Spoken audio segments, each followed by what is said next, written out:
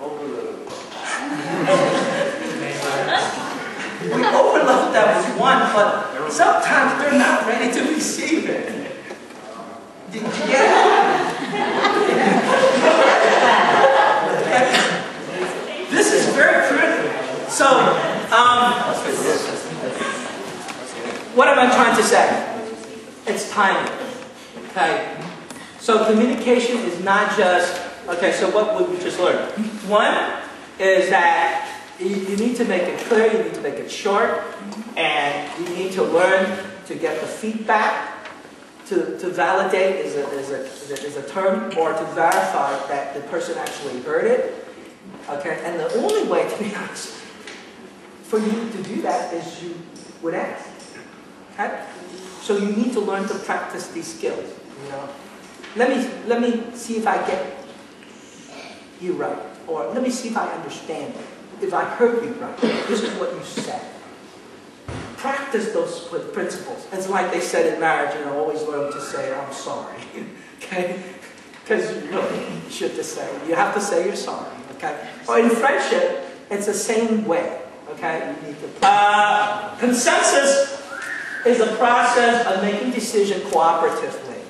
Like I said, it's not about getting together and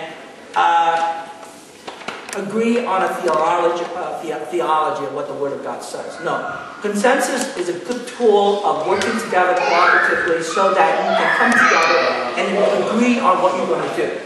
And then you're going to vote not by number, but with agreement that I can live with the decision, I'm okay with it, or I cannot.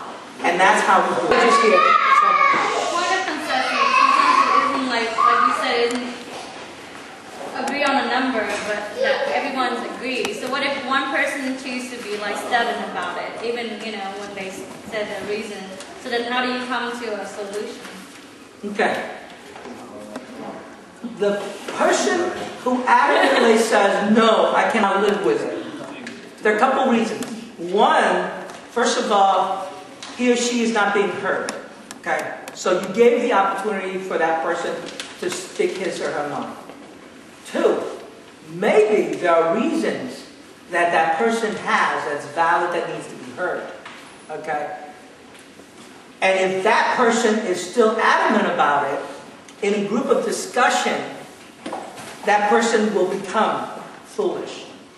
It will be obvious because you basically, if you have ideas and issues come out, and the person would flesh out the ideas, and you'd start talking about it. For example, I want egg rolls. I want egg rolls. I don't care because we're not making money, but I just want egg rolls.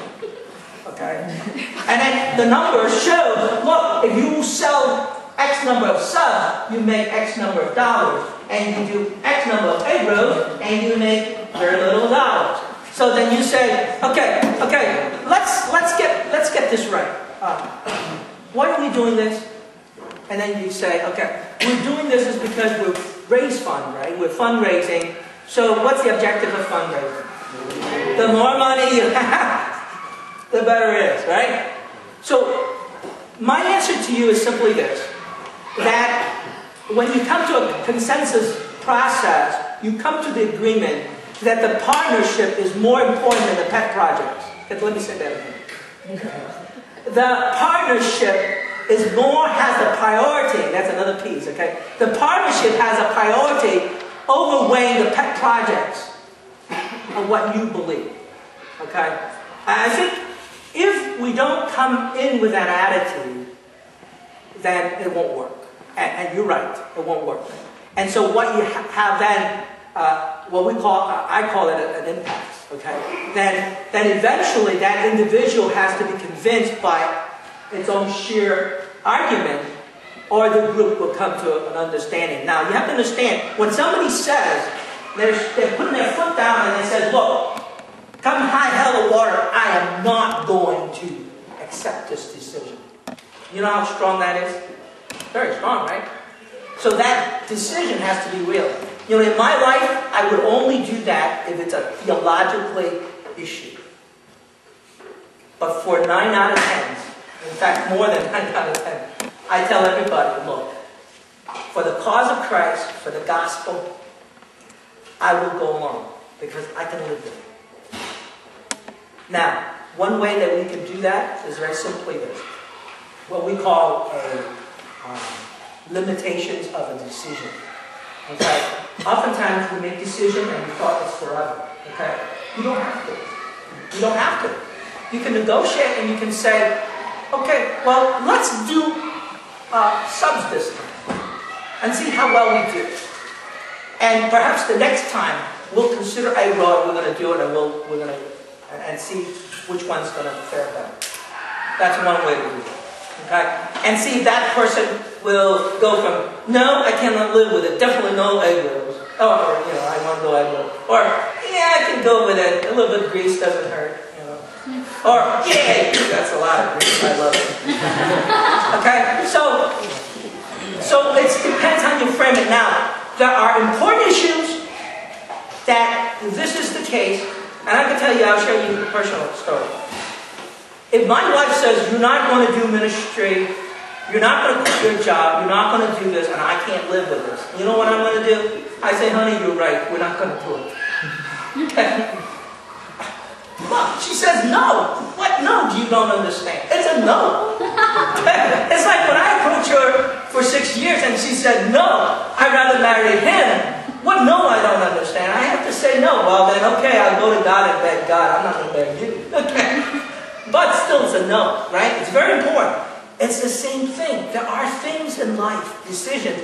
In order to keep the partnership, you must be willing to let go of your pet projects. Whatever that is. Okay?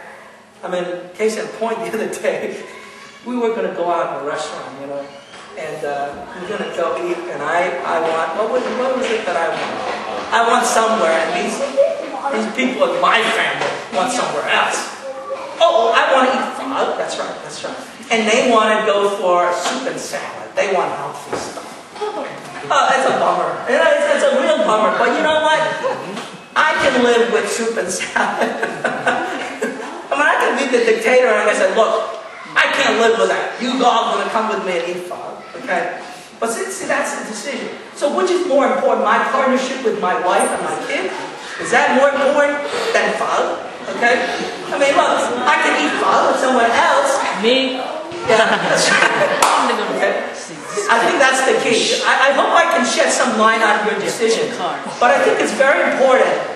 For example, okay, we're just going to have you do the consensus, and there really is a process, and there is a very detailed way of going about it. So that's why I need to cover the training with you. But ultimately, you have to come to the decision is that the partnership is more important than whatever the things that we do. Okay? And that's how we survive, and that's how we grew and happily married for 20 years. Is because I don't let those other things dictate the priority of my partnership. Okay? It's the same thing. You're going to decide on the name. Okay? And so, you're not going to be 100%. That's why we don't vote, because if we vote, we isolate. We already agreed that it's good to have an identity, right? Then, if you're going to go through a voting process in order to divide and isolate people, that's foolish. It's the same thing. I mean, it's nuts in my mind. Churches going through the process of buying a building or doing whatever, and then in the process, they argue because, oh, I don't want this. I want that, I don't want this, I don't want that. Okay, I'm not going to church. That don't make sense. To me, it doesn't make sense because you agreed to come, you wanted to serve. That has nothing to do with that. So the question is, can you live with the decision? And you live with the decision. But that's the hardest thing for us to do.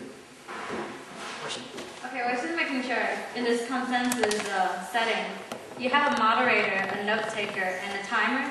No, there's more. Oh, all right, I'll give it up. Let's pass it up. Let's do it. Let's do it. Okay. Let's do it. Because if we don't have a clarity and an understanding what we're supposed to do, it's going to be really hard.